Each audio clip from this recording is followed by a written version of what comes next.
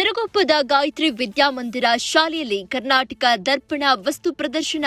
ಸಿರಗುಪ್ಪ ನಗರದ ಗಾಯತ್ರಿ ವಿದ್ಯಾಮಂದಿರ ಶಾಲೆಯಲ್ಲಿ ಕನ್ನಡ ನಾಡು ನುಡಿಯ ಶ್ರೀಮಂತಿಕೆಯನ್ನ ಬಿಂಬಿಸುವ ಕರ್ನಾಟಕ ದರ್ಪಣ ಎಂಬ ವಿಶೇಷ ವಸ್ತು ಪ್ರದರ್ಶನವನ್ನ ಹಮ್ಮಿಕೊಳ್ಳಲಾಗಿತ್ತು. ಬಳ್ಳಾರಿ ಜಿಲ್ಲೆಯ ಸಿರಗುಪ್ಪದ ಗಾಯತ್ರಿ ವಿದ್ಯಾಮಂದಿರ ಶಾಲೆಯಲ್ಲಿ ದಿನಾಂಕ ಫೆಬ್ರವರಿ 12ರಿಂದ 14ರವರೆಗೆ 3 ದಿನಗಳ ಕಾಲ ಅದ್ದೂರಿಯಾಗಿ ಈ ವಸ್ತು ಪ್ರದರ್ಶನ ನಡೆಯಿತು.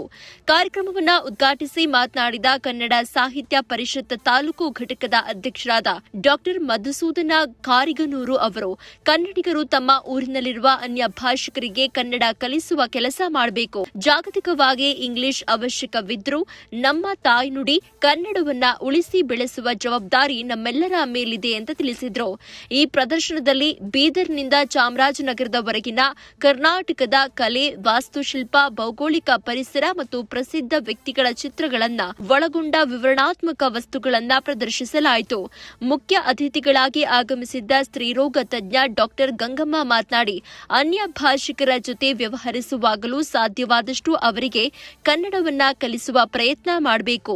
ಇಂಗ್ಲಿಷ್ ಭಾಷೆಯ ಅನಿವಾರ್ಯತೆ ಇದ್ರೂ ನಮ್ಮ ಮಾತೃಭಾಷೆಯ ಇತಿಹಾಸ ಮತ್ತು ಗೌರವವನ್ನ ಕಾಪಾಡಿಕೊಳ್ಳುವುದು ಮುಖ್ಯ ಅಂತ ಅವರು ಪ್ರತಿಪಾದಿಸಿದರು.